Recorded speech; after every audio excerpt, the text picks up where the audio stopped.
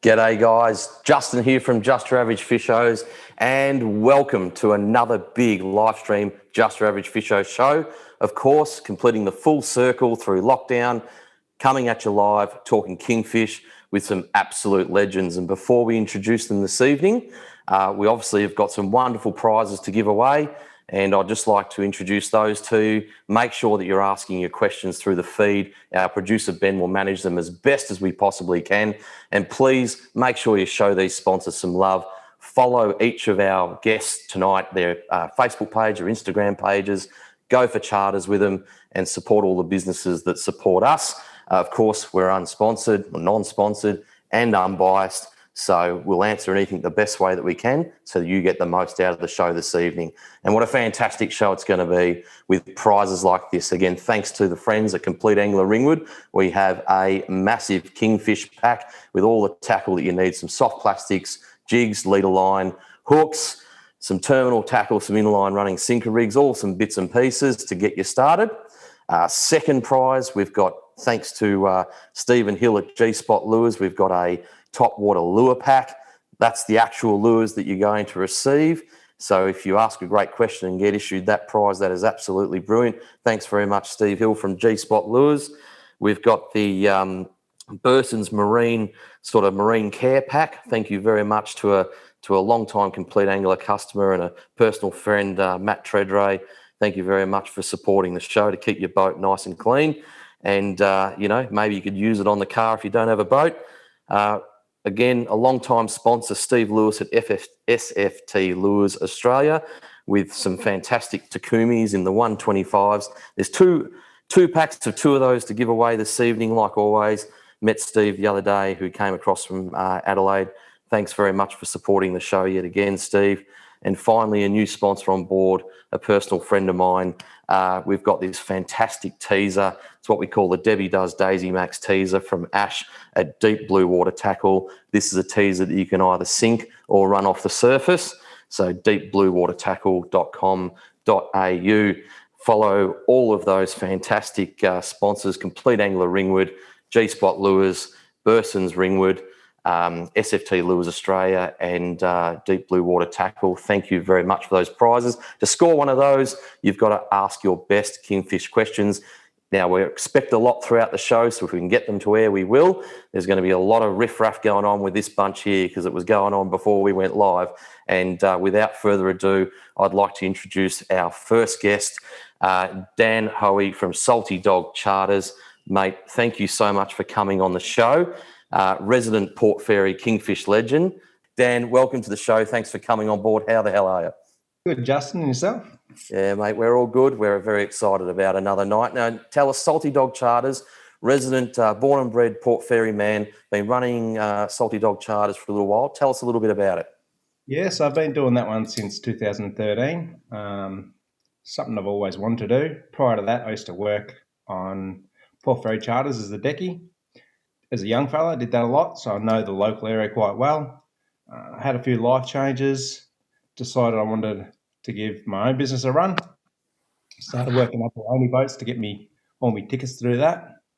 That's how I ended up with the boat I like, because that's an ab boat, basically. Yep. And I want that to work the grounds that I know. So yeah.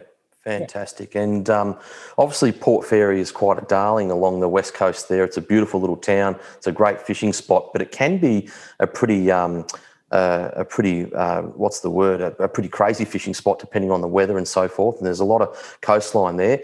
Obviously, if people want to learn how to fish down that area, give you a ring, jump on a charter. Yeah, it's a little bit different to fish than Portland. We haven't got the shelters as much as Portland. Like, we haven't got the leaves to hide around. It's a bit more exposed. And it's parts of it are like Portland and parts of it aren't. So, it's a little bit different for a lot of travelling people to get their head around. Yep. Now, when you and I were talking the other night, the most recent king, which was a massive king that you got on charter, was your PB. How much did that one weigh? That was 18.4 kilos. 18.4 kilos, and that would have put up a ripping poodling to the guy that was on the end of that rod. Yeah, I wasn't sure. The first run, I thought it might have been a bluefin, but we were stoked to get it. Yeah. Do another drift and get another one, but yeah. Yep.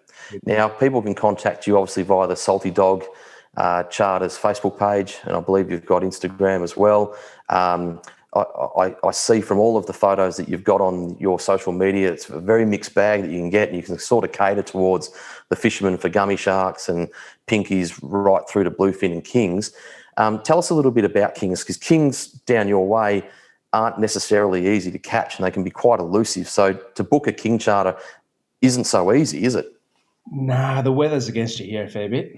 A lot of the local guys that do well on them, like they live and breathe it, but they'll watch the weather but then put in huge amounts of time to get one. If you're someone who wants to do a charter, you just want to catch a fish, you probably wouldn't want to do chase kings, that's for sure, because you earn every one if they're a big one. Yep, sure. So I think one thing that we were talking about and making sure that everyone understands in tonight's show, and all three of our guests, including yourself, all ring the same tone, that to book a kingfish charter and to just go out there and get them, it's almost like picking the lotto, isn't it? Like you need a lot of things on your side, and you'll do it if people are committed and serious fishers and understand what it could mean in terms of going home without it, yeah? I'd go and chase a bluefin any day of the week over kings just to get a score. Yep. But I love putting kings in the boat, Generally on 80-hour charter, unless I've got people that are all on the same page, I won't do the whole trip just for. Okay. Yeah, most people just can't wrap their head around they've paid money and they potentially could go home with nothing. Yeah, sure. Well, fantastic. All right, we'll introduce our next guest. We're going to come back and ask you lots of good questions, Dan. So next, new kid on the block, new charterer to Melbourne. He's fishing offshore quite a bit. Zach Cross from Cross Country Fishing Charters, probably, the Mr. Nice Guy, known by everyone. Again, pumps the social media area like no tomorrow, and does get kings, gets a lot of other things. Zach, thanks for coming on the show, mate. You're a hard guy to nail down, but you're here. Thanks, mate. Cheers. No, it's all right. Now, tell us, Cross Country Charters, not exactly new, but certainly quite young on the scene down here in Melbourne, but you come from a well-oiled background of fishing credentials. Tell us a little bit about your fishing history and why you decided to jump into Cross Country Charters. Yeah, well, I think this is our third season we've been running now, but I've sort of spoke about doing something in the fishing industry for many years now, but probably didn't have the courage to do it. And then finally, I think it was about 6 years ago, my partner, she got her grad year in Geelong, nursing. So I'm from Horsham, and we used to travel everywhere, sort of fishing and all the rest of it, growing up and buying and selling boats. And so we moved to Geelong, and then I decided I was going to build a charter boat. So it started pretty small, and then it escalated as they do. I got a little bit excited along the way. It took quite some time. I fully custom designed the boat myself. I sort of taken bits and pieces from boats from the previous, I don't know, God knows how many. I forget how many I've had. And we built the ultimate boat, and it ended up, it worked out unbelievable. There's amazing people around me. I didn't have the knowledge and stuff that everyone had around here running out of Queenscliff, but the other charter operators, they were just unbelievable. And now the majority of them are my best mates here now, so it's really worked out really well.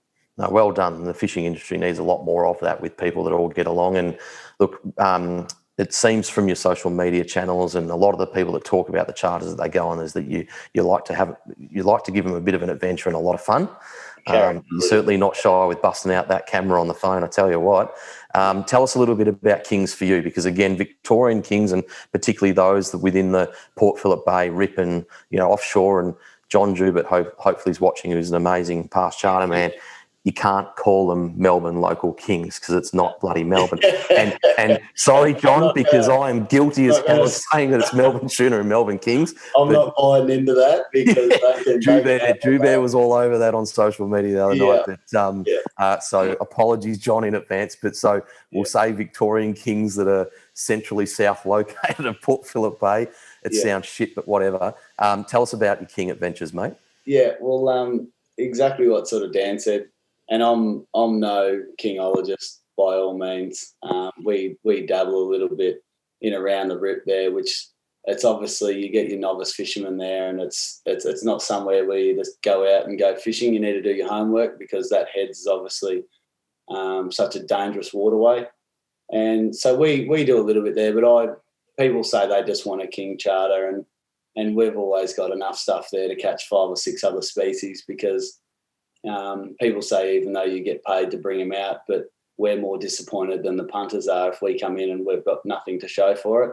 Yep. So you know when the kings are on and when they're not. So like today we had them out offshore. We weren't targeting them, but they popped up. We had a school of them there. They were only rat kings, but people had a ball catching them. But yeah, it'll as the water gets warmer, we'll start to see more of them, and then that's when we can we'll only target just your peak period around your tides. We don't just say 6 or 8 hours chasing them.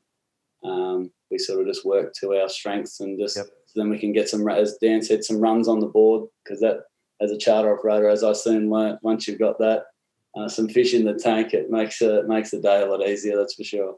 Absolutely. And so thanks for that, Zach, and we'll come back to you in just a minute. And especially with charter customers happy, one of the taglines would be everybody's happy. And without further ado, a returning, very experienced charter person, can I introduce and congratulate on his recent engagement and for the hard work that he puts in and supporting us in coming back on the show, the one and only Mr. Matty Hunt. Here he is, and thanks very much, Matty, for joining us again. Thank you very kindly, and with the experience that you've had in fishing over the years, you're a wealth of knowledge, and thanks for joining the show again. Thanks for that wind-up, Juzzy. That's fantastic. And you and Ben do a fantastic job for the fishing community. Ever since I saw your first production on Facebook when we're all locked down, I just thought I got to get behind this. And we've been mates ever since and done business through Complete Angler and spoken about fishing and whatnot. And kingies are a thing that were close to my heart very young at age, 14 years of age. Started cutting my teeth with kingfish, Montague Island, Macquarie Point, all that kind of way. And, halfway through my marlin and tuna career, went and did a few days with a good friend who was lead lining them up that way. So saw, ridiculous amounts of tonnage come back after we nearly couldn't catch one for season upon season after the fish traps had wiped them out. But I call them the edible salmon. They just fight like Billy O. They give you everything and then take them home and eat them. They used to be my favourite lunch, when I was away on holiday. That's what I can remember, kingfish with lemon. Yep. Dumped it in flour on the pan, and overlooking Wagga Inlet. And my best fish in Victoria is 19.4 on a half pilchard in Paternoster, would you believe, down near Seal Rock. Wow. I've caught hundreds of them down Dan's way from Juliet Percy back towards Portland. And, I've caught my fair share down and, Rabbit Island and down towards the Promway as well. Even at McLaughlin's mixed in with snapper. But as the boys have said, to go and target them like the Allardyces and the Greys of this world with all the top gear and the top water or live baiting or wherever they do, it's big hours and kudos to them. We as charter boat operators have to take a bit of a different tact at time to keep people coming back and to not say we're not ripping people off, because kingfish are a yay or a nay fish. You either get them or you don't. And, there's probably 6 ways I like to target them, whether I'm on the south coast of New South Wales, which would convert to the north coast as well, right round to bloody South Australia, where I've caught them in good numbers at Port Augusta and places like that, So Fantastic. That's brilliant, just a great fish. And if we can share a bit of knowledge and calm down the shit fight, pardon my pun, that we see at the rip, and when the reports are good at Julia Percy and the days that us 3 guys scratch our head and say, well, no one's going to get them today because of the fisherman's behaviour. If we can just calm that down a little bit and let everyone have a go at the different methods, maybe we'll see a bit more come out too, you know what I mean? Yep, 100%. And I think that's a brilliant segue, Matty, because as I mentioned at the start of the show, what we're wanting to communicate tonight is that king areas are known areas, where there's, rocky islands and, good reef understructures along the coast, and the coast runs from a long way from Mallacoota to, as you say, Port Augusta, Ceduna, all that sort of stuff. forget areas for a moment. I think the importance is really in the technique, and that's what we try and talk about with Just Your Average Fishers, is how can we embed some technique and make sure people are prepared for those long, hard days and, you know, the 8 trips out of 10 that you don't get them, and making sure your gear's up to scratch, because kings can be on and off very quickly, and you can get absolutely poodled straight away and you'll lose your fish, and you'll be that much more hurt going away after 10 trips, having dropped a couple than not putting one in the boat, I suppose, eh? Definitely. And the secret is having more strings in your bow. When they go quiet or they're not in the area you've been getting them in due to condition changes, water temperature changes, wind direction, water clarity, sediment, etc., and adapting to that, and not saying they're just not here, and still getting a result after putting that time in that the blokes that we gave kudos just before do, is what makes the prestige of the kingfish. You know what I mean? You know, Fantastic. trolling live squid, for example, if we want to start getting onto techniques, you know, people say teaser or no teaser. I'd have to say teaser. Strip teaser, one of the best things I've ever seen on the kingfish. I've seen 50 or 60 fish swimming amongst one. You know what I mean? I've also had one snag up, nearly take my bloody with my snapper rack off the back of the boat and cost me fish. And, you know, same with downriggers. So it's horses for courses. You can only do so much when you're doing so much. Yeah, you know. Cool. All right, so what we're going to do is we'll switch it up now, Matty. So, look, some fantastic information. We're going to probe that a little bit more. Zach, I'm going to cut across to you because you're a little bit groggy. You've come straight off charter, sunburnt and worn out. Zach, you know, you're fishing a lot offshore within, you know, the confines of, you know, the Rip and you know, from anywhere from Barwon Heads to, you know, east side of the Rip. And you tend to get some good kings, but as you say, you don't necessarily, you know, go out to target them.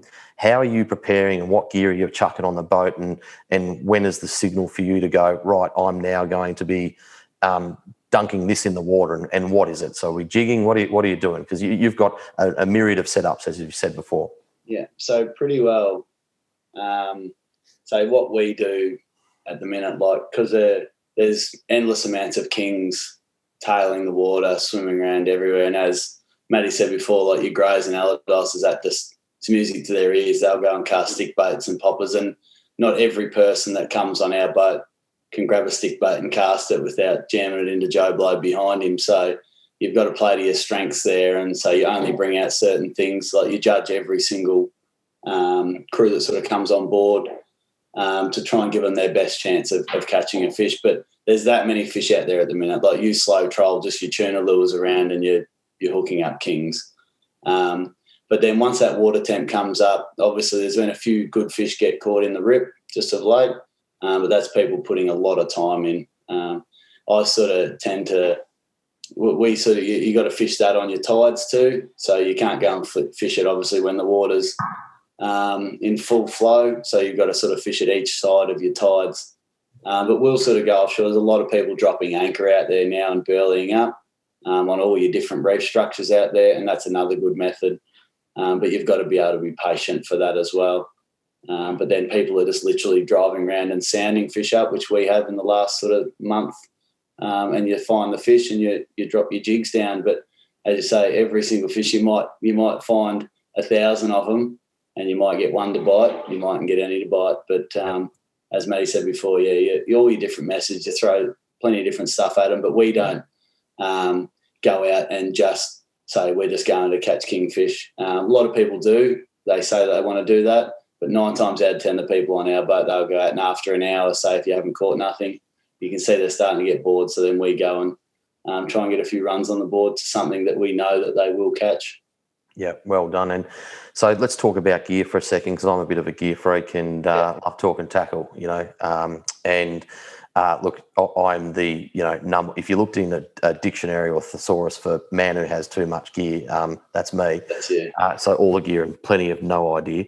Well, that was fishing their ass. Yeah, well, yeah. He's next week's show. We won't be doing that one. We try and run a G-rated program. Yeah. And yeah, anyway, so tell us a little bit about your gear. I think some of it's probably available for Fishing or Us, but yeah, what do you like using? Yeah, so we've just changed all our stuff to Akuma this season. So we've got the new Akuma Cedros, which has just been released to Australia. So we run that, and we run the new Makara spin reel as well in the 10 and 20,000. So that's been really good so far, so good. Braid size and leaders that you're using, and so pretty well we just run 80 pound on most things offshore, and then on all our sort of up and down stuff it's all just 50 pound lead, and we've got 80 pound braid on our bigger stuff and 50 and down to 30 pound on some of our lighter outfits. But we've got your Gamokus and all that kind of stuff too, which once you start getting a few runs on the board, then you always bring the gear out that you can have a bit of fun with as well. So last season when the Kings went really well in the Rip, we had a few stellar days there where you couldn't keep a rod in the water, and we had the Gamokus there, and it was it makes it a bit of a challenge when you've got you've got tide, you've got a seal trying to grab it, and then you've got a king anywhere from bloody 4 to 12 kilos swinging off it, but that's what makes it all exciting, I suppose.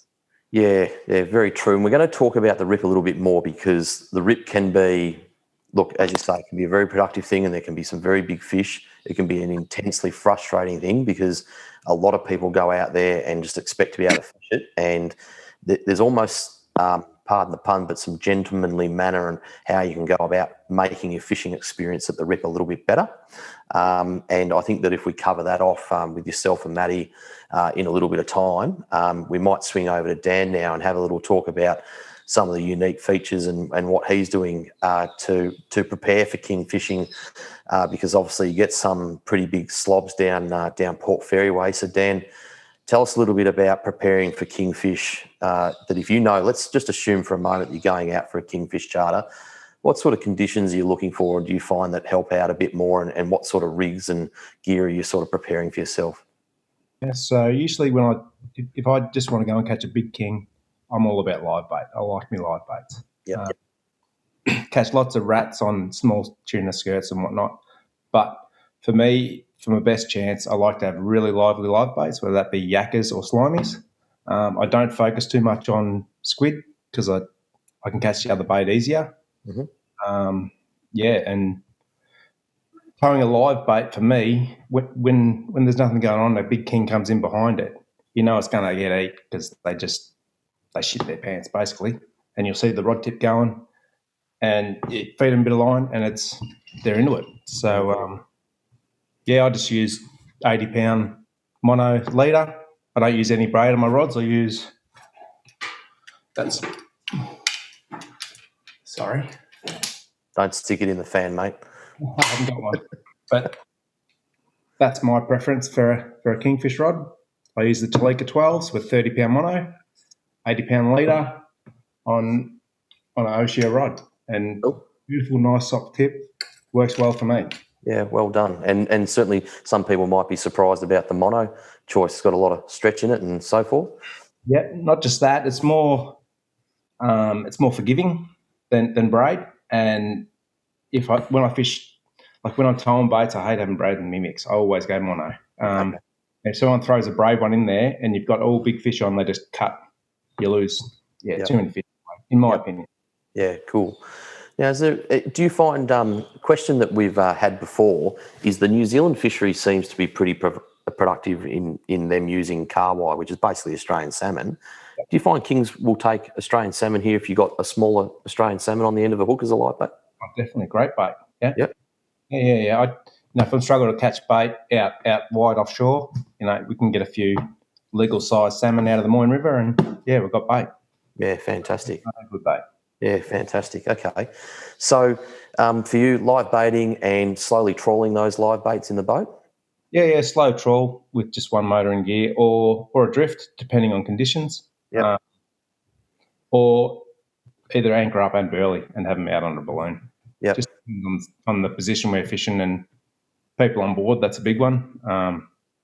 Sometimes when you're at anchor, you can be catching pinkies or stuff to break the boredom, I suppose. But the trouble with that is if you got too much shit on the water and it all happens really quick, it just turns into chaos. Yep. She's going to get balled up into a big tangle. Oh, it does, yeah. For sure. Okay, so a couple of interesting ones from me. We're starting to get a few questions forwarded through, and I'll just touch them up here. So Vitality Russo, she's actually asked many questions here before. Do you need to be fishing blue water to get kingfish, or is it possible to get in green water? And the question's finished off with when fishing in the rip, and I think clear water in the rip is absolutely essential. But what about yourself, where you're sort of more in the offshore sort of market there, Dan? No, we catch them in the green stuff. That's why live baits come in their own then. I think more lures in the blue water work better, but in the green water, yep, you'll definitely catch them on liveys. Okay. And green water for you is probably more sand silt, is it? Or just, Yeah, I've had some big seas. Yeah, it goes silty, goes green, yeah. Okay, yeah, cool. All right. And in saying that, like at the moment, our warmer water's green. So, the kings are there, the tunas are in the green stuff. They're harder to catch because they're in the green. Yep. And obviously fish swim. So we're not talking about direct marks here or anything like that. Do you have a preference to sort of depth that you find that in an offshore way, because they can obviously come out of 70 metres of water, you can jig for them, and they can come out of 5 metres of water if they're there. Do you find that there's any preferred depth if you had to target them? I feel most confident fishing coastal. So around Armies and whatnot, depend like drop-offs and stuff like that. Like I've caught them as a bycatch out in 80 metres fishing for gummies, just on, strip bait. And I've also caught them offshore on the surface out in 60, like mixed in with the tunas. But if I want to go and catch a king, I go looking for them around structure. Yep, fantastic. Okay, now I'll put this question to all three of you. It's a pretty good question. Jared, how do you tell the difference between a male and a female kingfish? Anyone answer that? No? Oh, well, that's when we need fisheries on to tell us that one. That's a good question, Jared, because the answer is none of us know. We're very average, living up to the show expectations. And the next question from Nathan, from Nathan Bromley, a fisheries planning on breeding kings in pens, similar to SA in the future to improve stocks.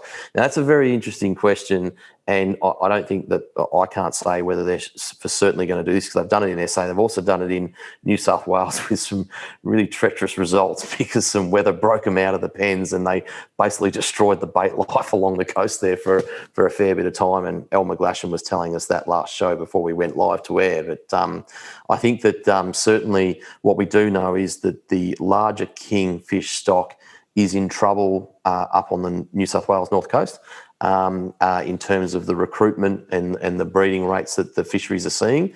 I'm not too sure how that translates down here into Victoria, and I know that Ben Scullen watches this program, who is one of the newer employees of Verfish. Maybe he might be able to chuck it up, and Ben shouts it out in the messaging whether how Victoria lower, like local to Melbourne areas, John, and West are going. I don't know, Dan, Matt, how are you finding kingfish sightings down on your locations? Interesting, Justin. We stuck a stat tag in one out at Julie Percy Island with Corey Green there, and it was only just a legal size fish, and that done some huge miles. That went from Lady Julie Percy Island out beyond the Shelf, King Island, and then ended up sort of northeast of Tasmania. So wow, and in a pretty quick time. Yeah. Yep. Well, they are fast fish, aren't they? I don't know, Matty, if you see much of the difference down at Portland at all. And I've caught them on the Shelf at Portland and just rat size, like just legal amongst the school tuna. And as Dan said, they're very transient, mate. And we're not sure. Like with Dan's, it went east, but how far across to the South Australian broodstock effect, like with the Mulloway going to the Murray and all that, maybe the kingfish from over in the Gulfs come down this. Who knows?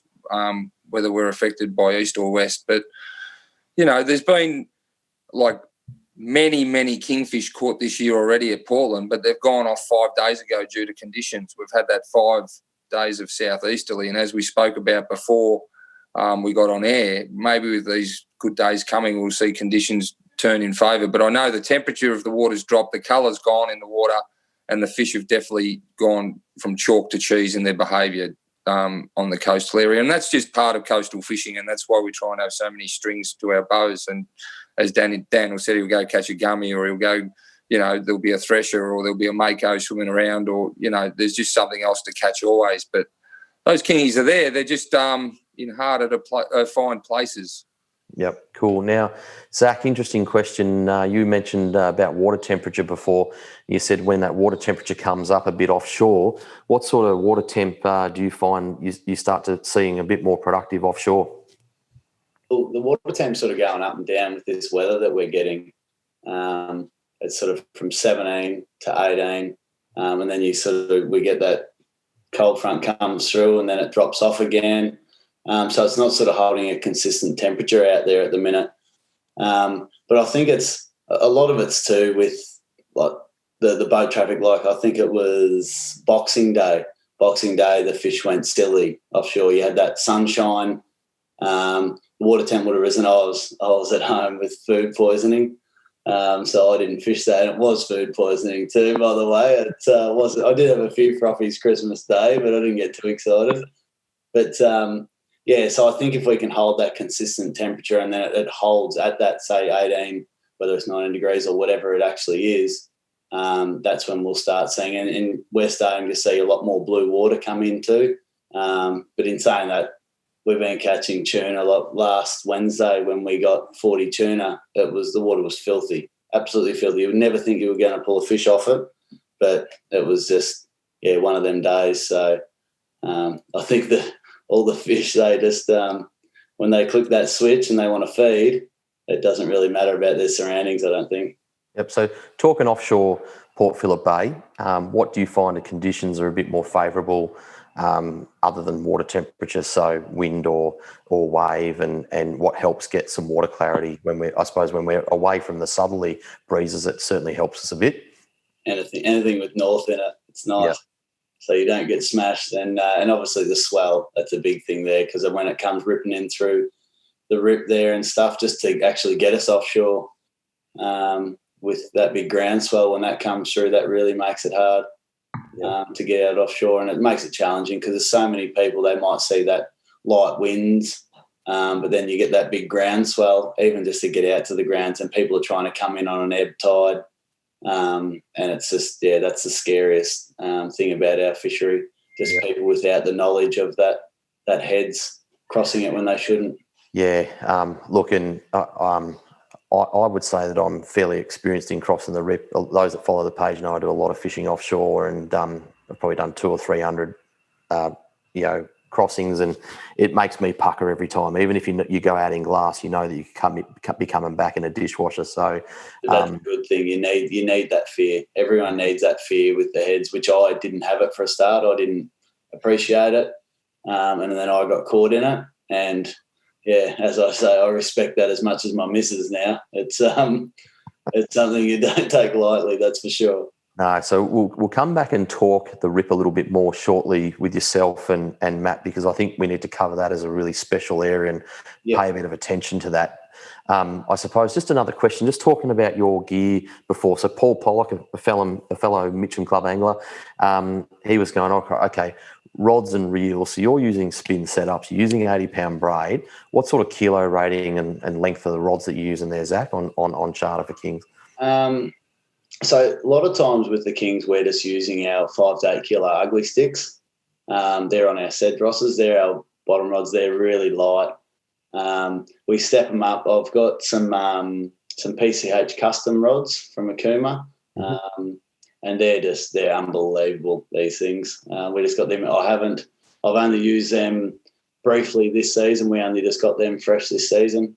But previous, it's just all been ugly sticks. I run a fair few ugly sticks on the boat just because you just can't break them. Yeah. And they're foolproof. But you get some that are a little bit heavy. But I sort of tend to run a fair bit more lighter gear and heavier stuff. But as I said, unlike probably Dan and Hunt, we don't I don't troll as many sort of liveys and stuff like that. Don't get me wrong, when the time's right, we'll get liveys and do it.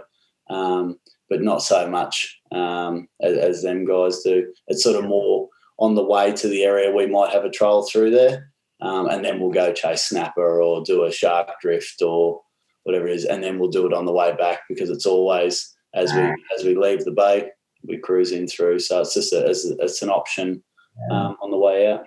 Cool. All right, so I'm going to switch over to Matty now. Matt, now Portland has always been a king fishery, but it's become more prevalent of recent times as the top water fishers and the giant salmon stalkers are trying to catch kingfish out of Portland. The Burley Pro man, mate. The Burley Pro man. Martin's the master, mate. Yeah. You spend 7 months a year at least down at Portland, and then you come back up for the snapper season. Would that be right? So tell us, if someone wants to head down to Portland and catch a king, what do they need in terms of what? Because you use a little bit different gear yourself. I think you tend to use a bit of braid and so forth. But what sort of gear would you say someone don't come down unless you sort of got this? And what techniques do you like to use for kingfishing down in Portland? Well, I'm a sort of North Shore man, so trolling dead baits is a must. The people I first saw catching kingfish down there were on lead lines and flat lines using garfish with ganged hooks. So then you learn about salting baits, so preserving the baits so they last longer, they breaking the backbone so they swim more natural. Then you go to a twin hook rig or a twin hook rig incorporating a treble instead of a single on the back end when fish are in certain behaviours. Now I'm talking North Shore down to the Knuckles or just inside Julia Percy. I'm not talking anything above sort of 15 metres here. Mm-hmm. And, I'd take a packet of balloons. I'd have a reef anchor. I'd have some burley consisting of pilchards, slimies or yakkers. I'd have some live bait if I could get them. I'd have a live squid if I could get them, or I'd catch one. And I'd sort of fish between Portland, whether it be, just off the corkscrew there, or right down to Narrawong, Julia Reef. As I said, 15 metres and under. Now, I fish the contours along there from my sort of history and getting bags of up to 20 kingfish from sort of 4 to 10 kilos.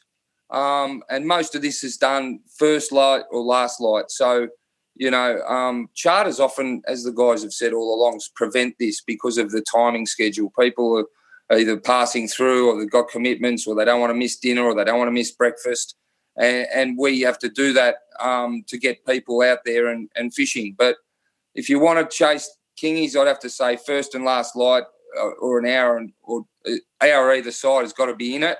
And, whether it be trolling a live squid with a few barrel sinkers in front of it, with a twin hook rig, a treble sticking out of its head, or a live salmon, or whether it's anchoring up in a bit of an eddy on an upcoming change of tide where there's a bait school, and getting a burley trail down and waiting for those kingies that are swimming along that contour to ambush your burley trail. It's 6 of one, half a dozen of the other. As I said, there's plenty of kingfish up to sort of 10, 12 kilos caught till the 15th of January this year, and then it's just turned off like a clock since then. And they'll come back. They might move towards Dan. They might move the other way. Who knows? But, any of the methods are going to catch them. It's the one you've got the most confidence in. And, a lot of that's top water. A lot of the stuff I'm saying is old school and people won't even try. But it's still possible to go down off the North Shore in 8 metres of water, get a block of pilchards, put it through the burley pot, have a balloon with a squid head on it, have a squid strip unweighted in the mix, and a livey out on a balloon and sit there for an afternoon tide and get a good bag of kingfish. Well done. Okay, now you mentioned before that you're pretty impressed with the sort of like the Pakula strip teasers, and there's a number of different brands that do, and the Pakula one is the one that I've got. Which Doctor is one of the best on the kingies too, with that big flash and at slow speeds. It works even better than fast. So don't discount the Witch Doctor. But for some reason, setting that strip teaser back, and I think they call it a dredge or something like that now, the kingfish can really swim amongst it and they light up and get into that attack mode. And we're getting back to technique. One of the most important things, if you want to compound your kingy bite, it's not so important for Zach if he's catching them on his snapper rods. We know they're just sort of salmon-sized kingies, but I'm talking that sort of 6 to 15 kilo fish. If you want to keep them at the back of the boat, do not pull the hooked fish out until you've got another one hooked. And the adrenaline often and human nature says the opposite to you every time. But if you can resist that urge and get that second fish, you will hold that school 9 times out of 10. And quite often you can just hold the school at the back of the boat and compound your result, you know. And it's the quick or the dead with kingy fishing. That's why Zach's got so many different outfits, and Dan's boat looks like a porcupine, because at one reach you've got a knife jig, then you've got a normal slice, then you've got a stick bait, then you've got a fully rigged game lure, you know what I mean? So you've just got to be Johnny on the spot and make the right call and compound your efforts into results with these fish, because the next day the conditions can be different, the water's turned over, and the fishing you had's gone until the next time you can get the stars to align. Okay. I'll swing back to Dan now. I've got a couple of good questions that might be appropriate for Dan. Jamo asks, what kind of kingfish, what kind of setups do you use for jigging? So I imagine if you're going to run some jigs over the side of the boat, Dan, that you're not necessarily using that same Talika setup. Maybe gummy rods, and that'd be braid. Yep. So gummy rods with braid. Any particular way to jig that you like, or style of jig that you like, you prefer? Look, I don't use a lot of different jigs. Most of it's shallow water, so you don't want a huge one. Just a light flutter is all you'd need. Those bigger knife-style jigs, they just go to the bottom too quick. Yep. Okay, cool. Ben, I think you've still got Matty on page there, mate. But all right, let's have a little look here. Peter Gelvin, okay, here's a good one for you, Dan, because this is what can happen with kingfishing. I've experienced this myself. So I found kingfishing with no other boats around multiple occasions, but haven't been able to get them to take anything. In these situations, what's the most effective thing I can do to entice them into action? So obviously they can be just sunning themselves. You know, is there anything that if you're finding them and you go, right, we're going to do some kings now, and you... Yep, sorry. Yeah, go. The thing about kingfish is they like to kill what they want to eat, you know. They like a lively whatever it is. Like if it's just a squid strip and they're sitting there looking at it, rip it.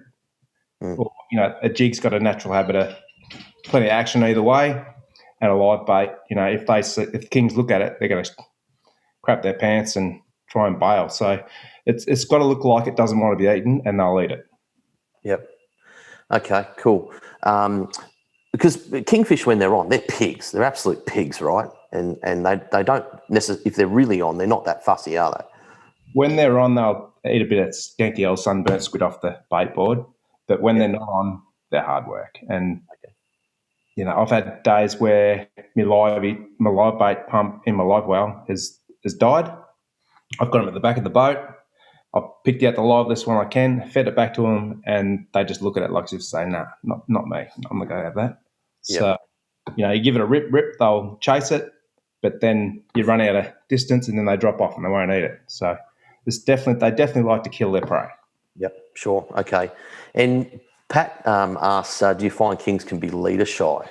So do you find that running a thick leader versus a light leader can determine the bite? Yeah, possibly. I've had them like trying to feed them a cube, and they'll eat every cube in the burley trail except for the one with a hook in it. So, yeah.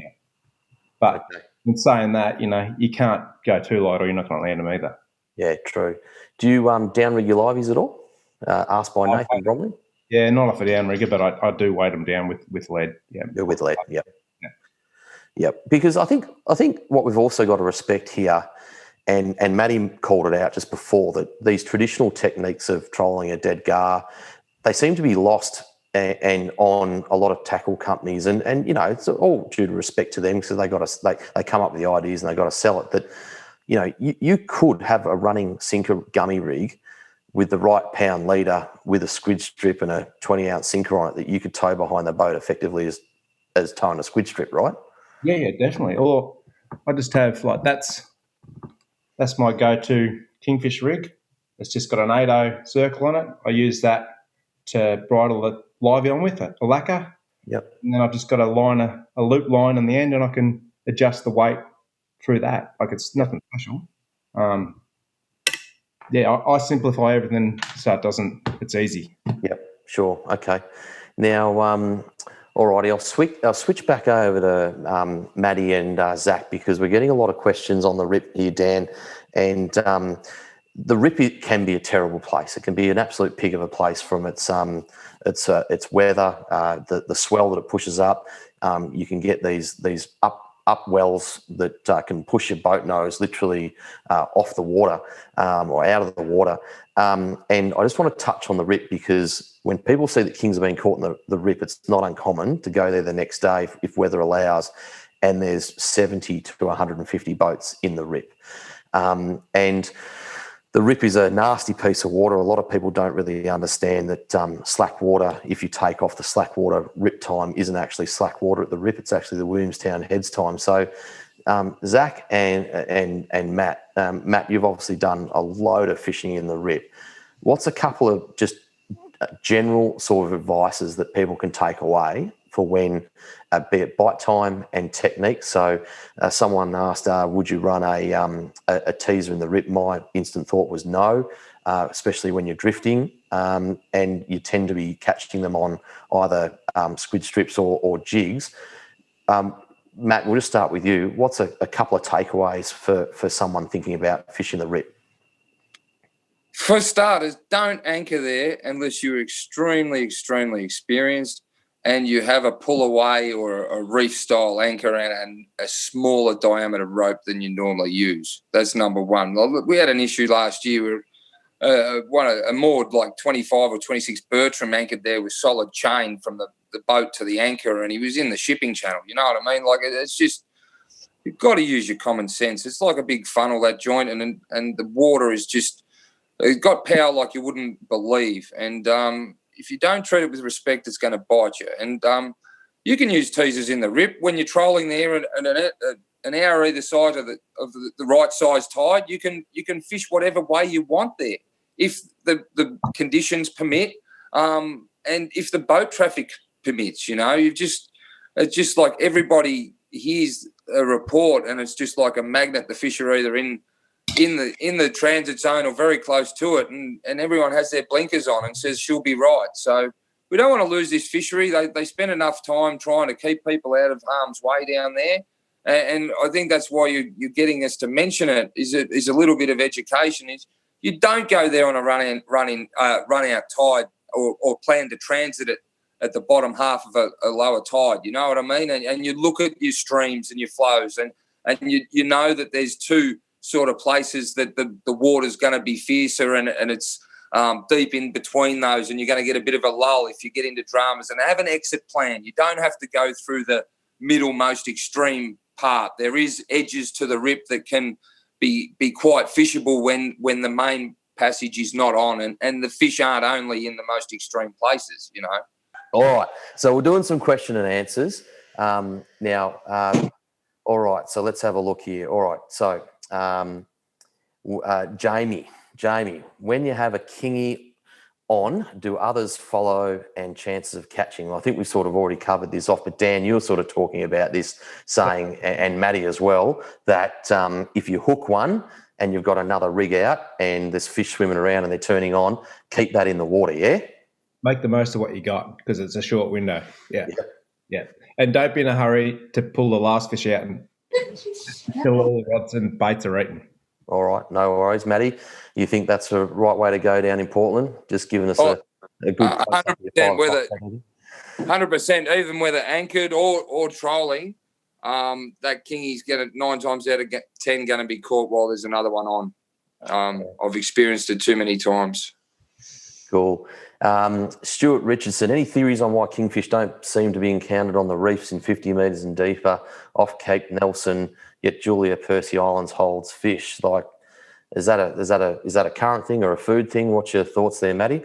I reckon it's a depth thing. I've spoken to some commercial guys, and they've got the sonar and the 3D imagery, and they tell me of big schools of kings, you know, that size we're looking for, that 8 to 12 kilo range, on pimples out in the middle of flat ground, you know, that 40, 50 metres sort of water where they're gummy fishing and stuff like that.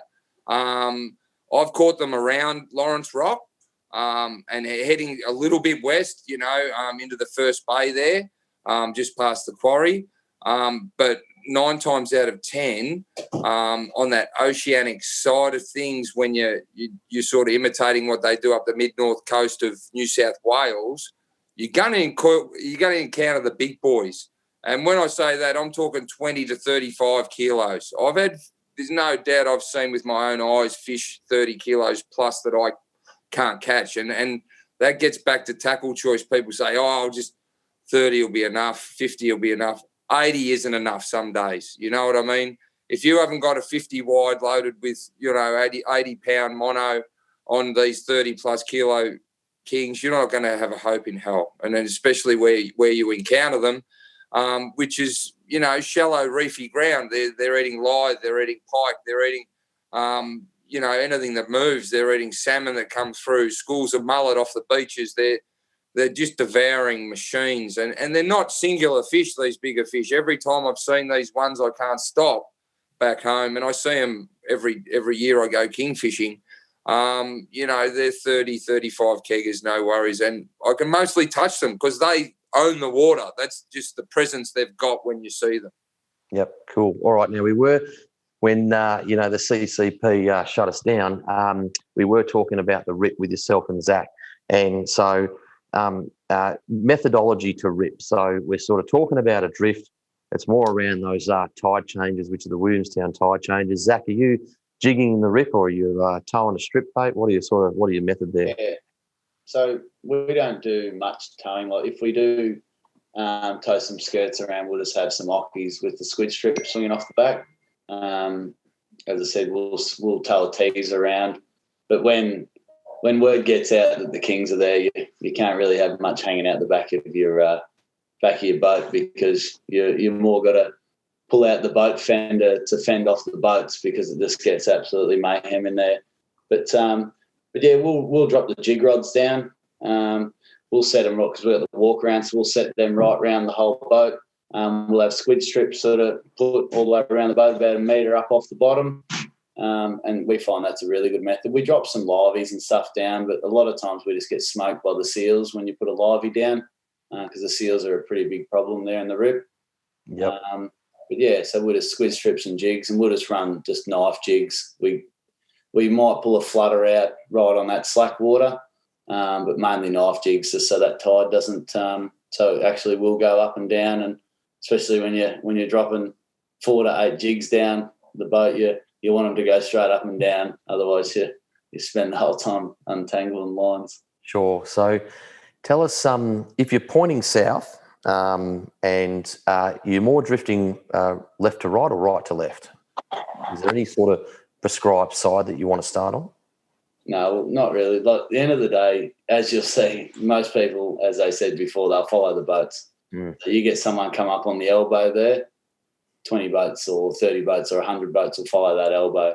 A main indicator, like you do get your sandies and stuff, as soon as they go there, once one fish is caught, they make a move, 40 boats move after them, which obviously that's just something that a lot of people are there without much idea, which that's great. Obviously everyone's entitled to go fish there.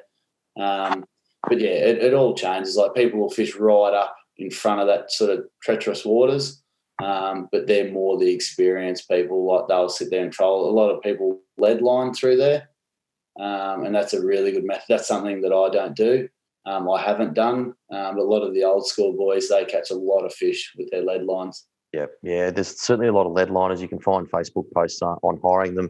A lot of the Italian and the Greek blokes do make them and hire them out, because it's a very interesting technique, but in theory it works quite well. And certainly on the days. Proven method. Yeah, it is a proven method. And I've been out in the rip with a fellow friend, Anthony, and we've watched lead liners catch around us and we've dropped fish. So, Matty, talking about lead lining, how does someone make a lead line if they want to make a lead line? Oh, C.H. Smith or someone like that. There's numerous traders, wholesalers they can go to and buy a set of swage or get them to swage the weights you can buy different size weights, have them at different lengths for different, there's ratios, there's research you do on the weight ratio on that. but the easy rig and the clip-on swivel, or the loop that Dan uses and the sinker off the swivel, if you lengthen the leader long enough, you can get the same sort of result out of it. We used to use the lead lines commercially, and the advantage of it is fishing all tide. You know what I mean? They'll go up a size line, or they'll have them a bit further back when they want to get that bait back into that depth zone when the flow changes, obviously. Or, you know, swimming baits come into their own on these lead lines. You know, sauries or gars, cooter can be swum, numerous different baits. And as I said, fishing them right through the tide. It is an old school method, but unbeatable. Like just little 1%ers when you find the fish on a certain patch, and every time you go past, you get a double on the lead lines. But you notice the bloke knows the line up with the shore, and he's turned his sounder off. Just these 1%. These kingfish aren't stupid, and they spook easy. And you know, we've had 60 kilo days professionally, and then turn the sounder off the next day and catch 900 kilos in a day. So there's just a lot of 1%ers and local knowledge that comes into it with the rip. And it's the more strings you have in the bow, the better result you'll get. But the main thing is stay out of the way of the big ships, be respectful to the other anglers, and keep safe. Watch your tides, know what the weather's doing, and, you know, keep your ear to the ground, as into having an escape plan if the water comes up unexpectedly rough. I think that you can look at Navionics charts pretty well, Matty and Zach, in the sense that if you want to start off safely, fish a little bit more north of the actual rip itself. There's a lot of pretty broken ground and sort of underwater tidal streams that sort of come up off ledges out of sort of 50 or 60 metres into about 9 metres, and often you can find kings cruising and ripping off whatever's coming off those ledges and stuff like that as well, and you're not necessarily in the heart of the rip. And you'll start to see it as you transition, as you drive towards the rip, you'll start to see a few spotted boats just milling around and jigging, and you're wondering what they're actually going for. Like, look at your Navionics chart and have a look what's under the water at that time. And, you know, kings might not necessarily show instantaneously on your sounder because they can swim pretty quickly, and they might just come up as jagged lines, and you think that they're just salmon or something like that as well, eh? Yeah, definitely. Yep. And just with the rip, going back to the safety thing, the rip's changing every year. The ebbs and flows and the structures, and there'd be cave-ins underneath, and we just got to show the respect, Justin. And you know, what I was getting at, I've nearly died in cars and boats, and most of the times, 9 times out of 10, I'm not at the wheel.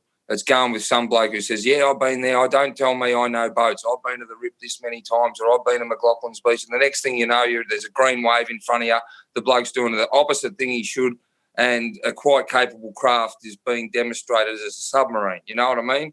And this bloke's supposed to be a mate. So it can turn ugly at the turn of a dime down there, both the weather situation, water flow, and fishing, whether it's going to be good or bad. You know, as we said offline, you can just feel it when you're going to get them.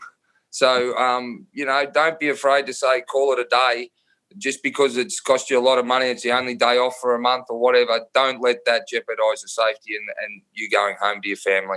Yep. Probably on that too, Matty, what we've seen a couple of times last year, you get so many boats go out there and you get a big ebb tide.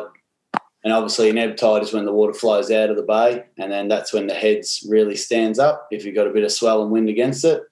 And you get people out there, they've got unseaworthy boats, their motors are coughing and spluttering, and we've seen it on a couple of occasions last year.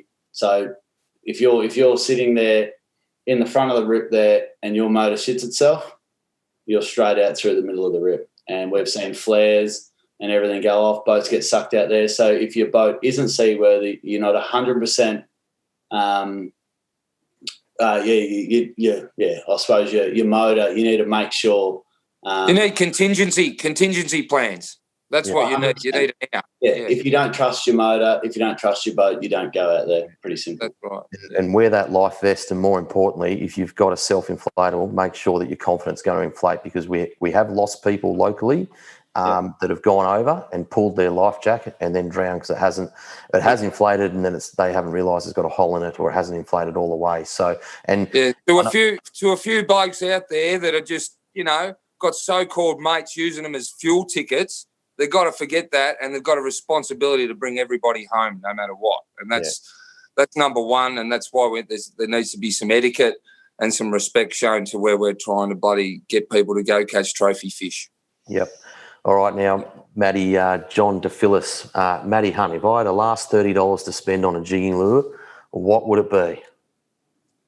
Blue and white shiner or anything sort of pilchard like. The knife jigs are the go, but as the boys said, they're a straight up and down sort of deeper water stuff. And because I don't really work in 30 metres or over for the kingies so much, I'm into a bit of a flutter jig myself, so I get the dual purpose of working on the way down and coming back up. But you can only have that with 4 rods and have them spaced out, because I normally fish six rods, like 3 each side. But with the flutters, because they're fluttering, as Zach said, you end up with macrame city if they swim sideways into each other. But the flutter jigs in a pilchard pattern or golden green.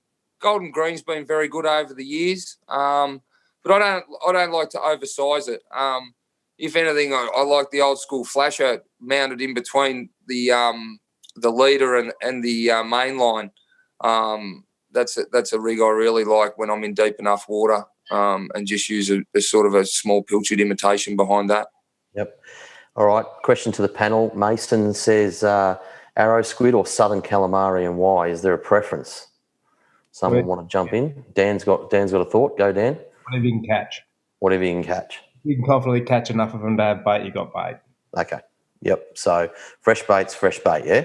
In my opinion, yeah. Okay, fantastic. All right. Now, here's a good one. David Borthwick, he's a good follower of the page, and something that we haven't really spoken about tonight too much is land-based. So I can remember seeing photos from my good mate Trevor McGregor when he was knee-high to a grasshopper with his girlfriend at the time, catching them off the bloody breakwalls up that way and catching them to quite some size. What about along the Victorian coast? And open question to the panel. David sort of says, how about having a crack land-based? I've got a grappler, a Stella 6000. I want to try and snag one. Can I just send out a livey on a balloon? Let's give him an idea of maybe how to do that, because there's a lot of land-based fish shows that follow Just Your Average Fish Shows. We don't do a hell of a lot of it. Anyone that can speak to some land-based stuff and offer a few pointers? I'd imagine the North Shore would be a good spot. Like they come quite close there, as well as probably the Lee Breakwater. Snap a point on the North Shore. Yeah. I'd say the Bay at times. Although I haven't seen it this year, Port Phillip Bay's definitely for a land-based school kingfish. Any of your snapper haunts, Mount Martha and that, up at Black Rock over the years, Parkdale, Mordialloc. We haven't had a hot summer. That's what you've got to really take note of. And Dan, seeing the results of it in this last blow where I spoke to Jacko down in Portland, and he said the temperature's gone away 2 degrees, and that just happens in different years, and that's why the strings in the bow are so important. North Shore for me would have to be a good one. Port Fairy, not so much. Dan, is there anywhere near the Ab Farm or anything you can get off there? Killarney or something like that. But yeah. The Ab Farm you can't. They're all the reefs there. You can't get beyond it. Yeah. Not a lot of options. Cool. Okay. Now, there you go. Look, there is a few rock fishing platforms on the Shank, but a few people have died off there in recent times. So, David, be extra careful. Even, you might be a very accomplished land-based fisher, and good luck to you if you are, but be very careful because, it seems like Vic Police and the Sea Rescue helicopter's been dragging people out of there over the last couple of months like no tomorrow. Now, a good friend of the show, a well-known fisher, a man in the industry, Johnny Ong. How are you, mate? He's asked Zach, how big of a jig do you use in the rip? So how many grams would you like to use? And do you go bigger or just enough to get down? Yeah, so we run anything like from sort of your 120 to 200, mainly a 200-gram jig. As I said, I'm no expert when it comes to jigging in the rip. We swing them around there, and there's no right or wrong way, as I tell my customers, as these boys would have seen some quite unusual techniques, but they all work. As I said, as long as you make that kingfish, you give it something that it wants that it can't have, 9 times out of 10 it will come and grab it. Like today we had a school of kings come up to the boat. We weren't in the rip. This is moving off course. We were offshore. and I heard people squawking and yelling, saying, "Look at all the fish!" And we looked, and there was a school of about 50 kings there. And so we had a flutter and a knife. Didn't really matter. We dropped a down hooked one, kept him under the water by 2 meters, and then every drop down you'd catch a king with it. But getting back to the rip, I always use probably a little bit heavier than lighter there, because I'm probably not as experienced as some of the other boys. So I'd rather run a little bit more weight, so then I don't get as many tangles, because I don't get as many people that come just for kingfish. Last season we ended up having one of the jigs through someone's hand, and so I probably shouldn't say it's probably not really good for the business, but it ended in a good result, and they got 5 tuna. So I think at the end of the day, you've been pretty realistic, Zach. So like hoodlums are hoodlums, and they can dominate or they can be nowhere. So sounds like he's pretty handy on the jigging. he threw it and he hooked up, that's for sure. And he was a priest. Mate, the good Lord. Okay. Now, Richard Keane, he's a well-known complete angler ringwood customer, a long-time follower of the show, and he asked some of the most bloody technical questions. I'll tell you what. All right, so let's get into it. I'm going to skip the first part because it's political BS, Richard. But let's just go. There's some people that might talk to saying that when the hoodlums are in the rip, that nothing else, they dominate so much that nothing else will go on your jig. And he's saying so much so that other fish run for cover and parrotfish, reef fish won't hit your kingy live baits. Any truth in this? We proved that theory wrong last year. Well, I think you just answered your own question, Richard. Bloody hell. Do you find you get other things nibbling other than seals, Sammy Seal? Do you get anything else nibbling your liveys or anything else like that, Matty or Zach? Leather jackets, yeah. Arrow squid. Yeah. Yep, arrow squid. Squid are bad, man. I just nip behind the bloody ears. Yep. A well-known, well, not a more well-known thing is you can buy those chase baits, the big 250, 300 mil soft plastic squids, and you can put those down. And if you put them too close to the ground, no joke, the wrasse will eat the soft plastic tentacles off the soft plastic. So they are there, mate, and that's as good a thing to a live squid as you'll get in a lure, that's for sure. Mate, we've got banana leather jackets down there that make your wrasse look like fairy penguins, mate. Like, fair go. Yeah. No, any soft plastic down here, Dan will tell you, mate. Just bare hook comes back, yeah?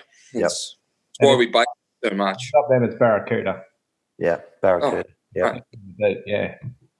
All right. So Paul Pollock, he's got a good one. I'll finish up with Paul Pollock's question on the rip, and then we'll sort of do some open panel stuff.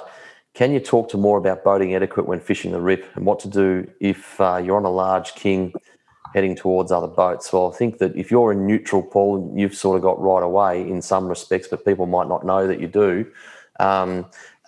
Zach, I think, charter operators don't want boats following them, social media, and even what we do here on Just Your Average Fish, we don't promote that on Just Your Average Fishers, but we're in this world of social media and knowledge, and people do learn by following and so forth. What about the etiquette in the rip? It's just keeping some space between drifts and sort of following a sort of a drift line. And if you hook up, you hook up. Yeah.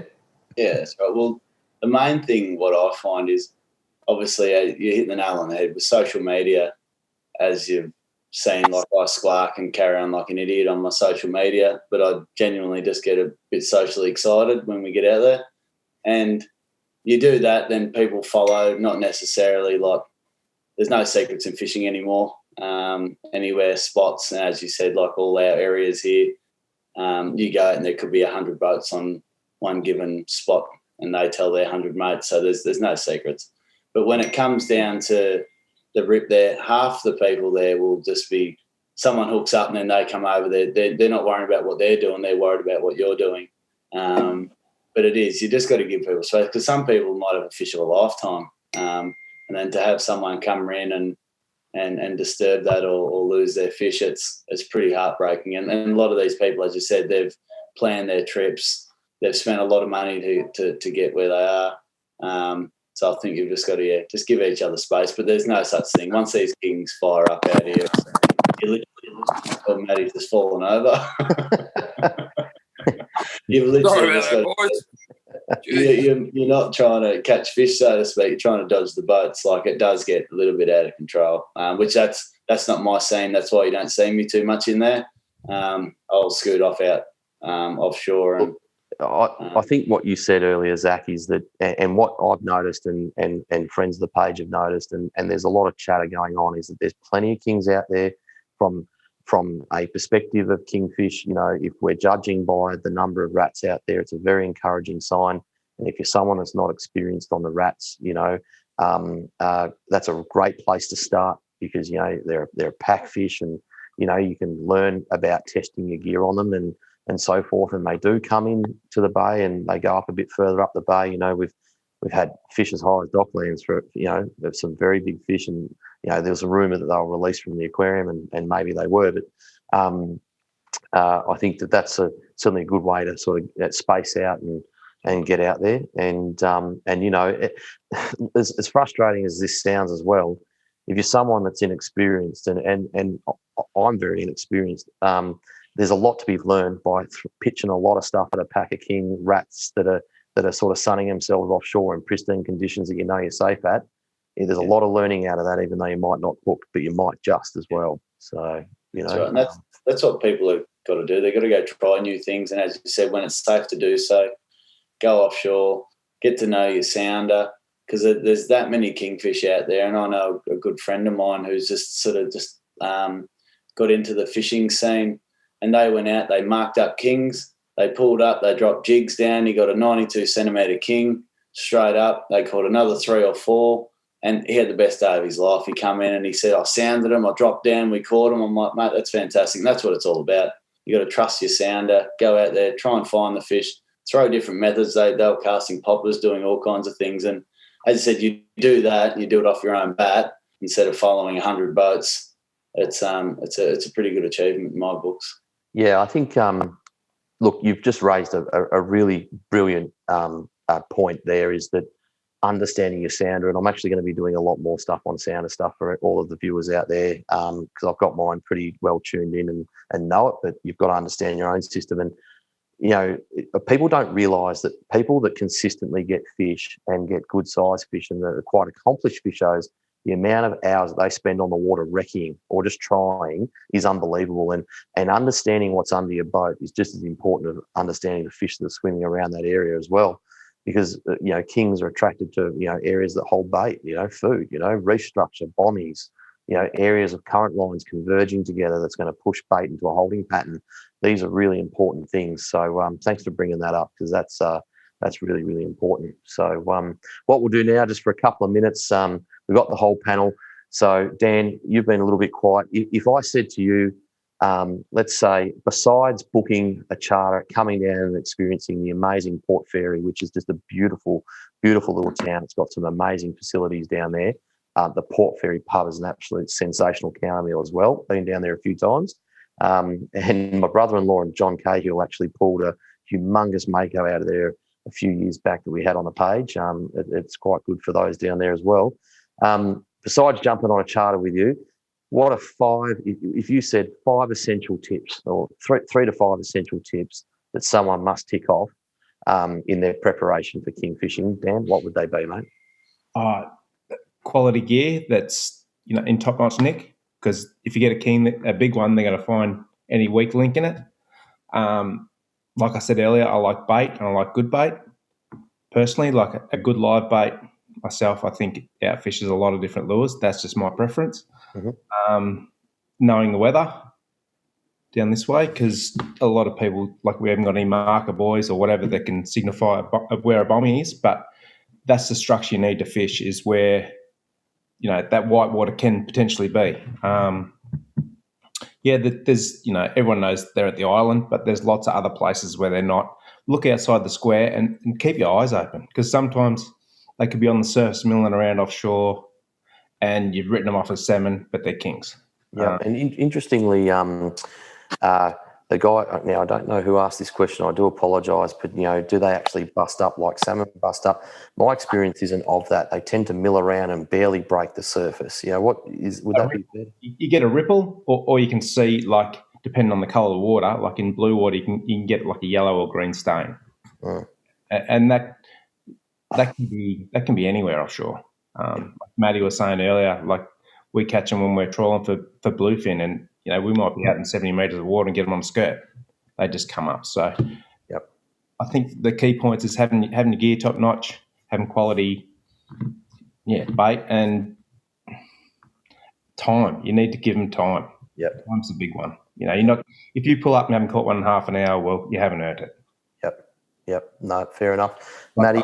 Mates will spend all day like fishing top water, and they might cast twice, just because they don't come easy. Yeah. Otherwise, everyone will be catching them. Yep. Well, a king on top water, it's almost the fish of 10,000 casts, isn't it? I'm sure John Cahill would tell us that, and he's pretty experienced at it. But, give it a go too, because it's a fantastic way to get it. If you any fish on top water is just a sought-after thing, of course, but you've got to put the time in to get the hours and check them out. I think the most important thing is to keep your eyes open on whether it's the sounder or the surface, and just being able to read what it is. Mm-hmm. Yeah, a lot of guys, I've been on boats before, and they're all sitting around talking, and they've missed them by 20 metres, and they're just there bubbling away. Not bubbling, but as you say, a funny ripple or a stain. And if you put something in there, you get a bite. Yep. Fantastic. All right, Matty, down at Portland, 5 tips, 3 to 5 tips that are absolutely essential to cover off for going out king hunting. Conditions, so water clarity, number one.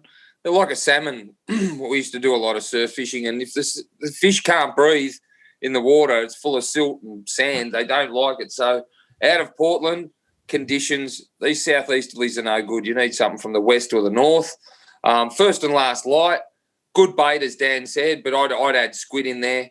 And calamari versus arrow, I'd say calamari every day of the week. Trolled with a sinker in front of it on about a metre and a half litre at about 2 to 3 kilometres an hour. A gold pass or a yakka on the other side with a similar or just one more sinker of the same size added to that. And then a flat line of a gari or a slimy or something rigged up as a swim bait to create a bit of surface motion as well. All between sort of, 8 metres and 30 metres max behind the boat. And a strip teaser goes in there if I can, if not the witchy. So, yeah. Okay, fantastic. Zach, for the more of the Melbourne local people, but not Melbourne local kings, 5 tips, mate, other than booking a charter with you? Yeah, so obviously conditions is our number one, whether we are offshore or in the rip. That's huge. Probably the next one I say is time on the water, as the lad said. And you don't catch a fish sitting on the couch. You've got to actually go out there and do it. The more time you got to be willing to put in, you might catch a fish, but it just makes most people hungry to catch one, so they just keep going. And I suppose the biggest one with us is just having having your jigs ready, your squid strips, having your live bait, having everything there, because as the boys mentioned, you don't know what they're going to bite on. Like, make sure you've got burley on hand, because you just not sure. Like, you might drop a jig and they don't want to know it. Then you float an unweighted squid strip down there and they smack it. So there's just so many different methods. And when you do get one, our biggest sort of thing is once you get one, you're hooked up to a jig, we just cast out a couple of unweighted squid strips, and 9 times out of 10 they'll get smoked. And even though our kings that we target offshore, they mightn't be big fish, but to most punters, to catch a between 60 and 75 centimetre king, it's a pretty big achievement. So, yep, cool. All right, guys, what we're going to do is we're going to give away some prizes, and then we're going to thank you and bid everyone adieu. And certainly thanks for everyone's patience, and hopefully everyone came back online to watch us and didn't nick off to bed or did other things. But so what we do is we pick some questions. I'm actually going to get you guys to pick some questions and yell them out, and I'll work out the names and I'll post them up later. Of course, if you are chosen to win one of these prize packs, just message me via the page and we'll get them out to you. You don't need to stress about it. We'll get them delivered to you at no cost. So I think we're all agreeing when we had that moment of downtime when the CCP had taken us offline, we're all having a bit of a laugh and agreeing that Jared Edwards, mate, how do you tell the difference between a male and a female kingfish? You have won the complete angler prize pack, mate, the big one with all the bits and pieces in it. So well done. The next prize up for the G-Spot lure pack, Zach, given that I've just finished up with you, mate, was there another question there that you could think of that was pretty standout for you? You caught me off spot there. I don't know. Surely you can pick one, mate. Oh, okay. Look, I think you and I and Matty were very much talking about boating etiquette in the Rip, and it's something that 100%. we as people need to really improve on a lot, and try and do a better job of, because then we've all got more of a chance. That's not to say don't follow people and don't give it all a try and all be there at once. It's just trying to get into a pattern and be aware of what's around you. So Paul Pollock, mate, well done. That was you've got yourself a set of G-Spot lure sticks coming your way. So just give me a message by the page. Matty, you love a clean boat, and I know you ride your deckhands pretty hard to keep your boat clean. We've got the Burson's Marine pack. Is a question standing out for you that you would like to give that one away to? Got to be what my favourite jig is, because I love having a bit of a jiggy jig, and I know the bloke that asked that question loves a good polish, so this is a grouse prize for him, mate. So John DePhillis will polish it right up, mate. Don't worry about that with the Burson's car. Well, that was John DePhillis. John DePhillis. He will polish it like your forehead, Justin. It will be just gleaming. My hair used to be where it used to shine. So Jesus, I know. It's there's more head than Donald Trump, I tell you what, or at down at Sammy Newman's pink parlour. So as we all have our hats on. I'm going to have. I've got to get some merch. Everyone's busting me for merch. I'm going to have to do like a summertime beanie or something, because this is, or have the makeup. I need your missus to come give me some makeup or something, Zach. Well, just own it, Justin. Come on, mate. Just own it. Yeah. You got it. Just soften the tone, do we, Justin? Soften the tone. Yeah. It's the tone, yeah. No, it's these LEDs in the shed. People don't realise I'm in the shed next to the boat. All right, now we've got 2 SFT Takumi packs. Dan, you want to give away 2 SFT Takumi packs? Come on, mate. Think of a question. I wasn't confident. Sorry, Justin. Beers. Maybe green water. You still catch kings in green water, like that right above. Don't be afraid to look at something outside the square, perhaps. Yeah, that's actually a good one. That's a really good question. Now, I can't remember who that was, but I've got it in my feed here. I will find that out. That's actually I'm sorry, I pronounce the name wrong all the time. They're a great follow of the show, Vitality Russo. So message me via the page, Vitality, and we'll get that one of those Takumi packs out to you. And the next one, come on, there was another one. I think one I liked and that you answered was about trolling speed. You mentioned in brief one motor just in gear. So for liveys, trolling speed is important, because if you don't get that speed right, you're going to drown them and they're going to kill them, right? Through that, yeah. Yep. The better you look after your liveys, the better they'll work for you. Yeah, absolutely. So I'm going to find Lee Kitchen when running liveys at anchor or slow drift. Actually, I will give you this pack, Lee, because it was, do you run your reels in free spool or in gear? We didn't answer that question. I love that question because it's in gear, isn't it, Dan? In gear, yeah, definitely. Absolutely. Yep. Fantastic. And all right, finally, thanks to Ash at deepbluewatertackle.com.au. The Debbie Does Daisy Max teaser. You can sink it down with a sinker at the front and the back, or you can keep it on the top for the tuna, whatever you want to do. It's a brilliant, brilliant thing. Glows like the biggest glow stick you'll ever see in the light, in the dark. I don't know, Ben, have you got another question? Ben, producer behind the scenes, is probably breathing a sigh of relief that this show's about to be over. Have you got a question that you liked most, mate? He'll come over on the audio in a second, I'm sure. No, I'll leave it up to you boys. He's leaving it up to us. Thanks for your input, Ben. Done stuff. Thanks for your input, Ben. That's right. Well, Ben. He's probably cracked one, but I think... No, my favourite was calamari versus arrowsquid. All right, that's the one it will be. I don't remember who that one is, but we'll run that one. You have run the Debbie Does Daisy Max teaser. Just message me by the page. Before we go, apologies for the down period, but as you can see, we can bring it back together. I'd just like to personally thank Dan, Zach, and Matt. Your input this evening has been amazing. Like always on the Just Your Average Fisho show, it's no holes barred, and it's not about telling you exactly where to go, what time of day, and what the GPS coordinates is, which is fine. There is a market for that, absolutely, and that does help people, but we're very much about trying to share your experience in technique and what are the one percenters, and we hope that if you've taken one thing away from this show, fantastic. Dan, Salty Dog Charters down in Port Fairy, you run a fantastic operation. Your social media is just brilliant. People can just connect with you on the mobile phone number or via the Facebook page there, mate. Yep, the best way to get me is by text, probably. Sometimes I've got my hands full. I don't answer the phone all the time. And email, I might check them occasionally. Yep. And Victorian government's just about to put up the $200 regional gift voucher or travel voucher thing. So there's one night covered or in Port Fairy for accommodation. Done that, and I can do them out an invoice so they can claim it. Oh, fantastic. So that's great.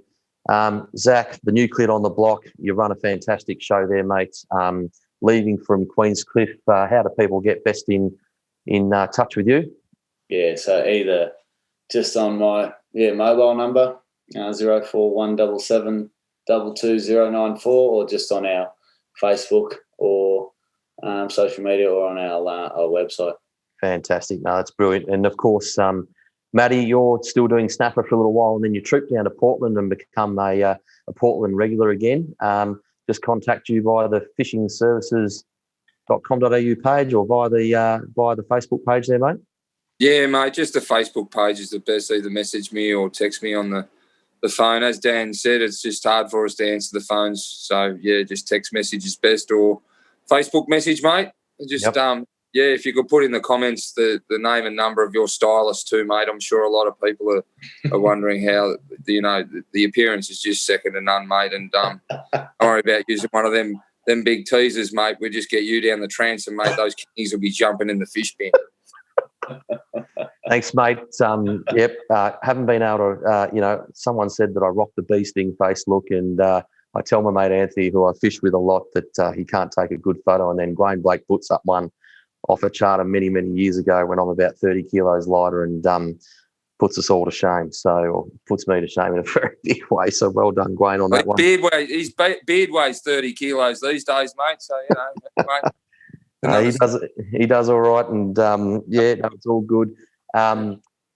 Look, just want to say thank you very much. Thank you to all of our followers. The page is growing absolutely exponentially. If you can do us all a favour, can you please like and follow the Just Your Average Fishers page and each of our partners that have joined us this evening, being Matthew Hunt Fishing Services, Cross Country Fishing Charters and Salty Dog Fishing Charters. Share them. Share your experience. This really helps these small businesses and it helps us grow and get out messaging out to audiences. We'll never have advertising. We don't charge anyone anything. We're just here to share the knowledge of fishing, which should always be free and passed down, because if we don't give it to anglers, we can't keep them out of the way of charter operators and keep everyone happy on the ocean. But more importantly, we want more people to catch more fish. So I'll bid you adieu. Thank you to everyone that came back on and on the live stream V2 after our shutdown. We'll work out what happened there, but I hope you've enjoyed the show. Thanks very much, everyone. Have a good night. When it rains, it pours. Water's up to my chin. Won't stop fighting to the very end. Many men try to reach it. Many men have failed. Well, if you wanna get to heaven, you gotta raise a little hell. And I've been running from the law. Hope they won't shoot me down soon.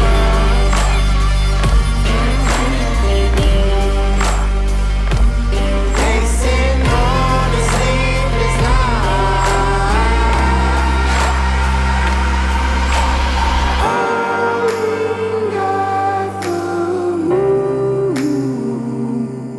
Will you find me? Hope you find me.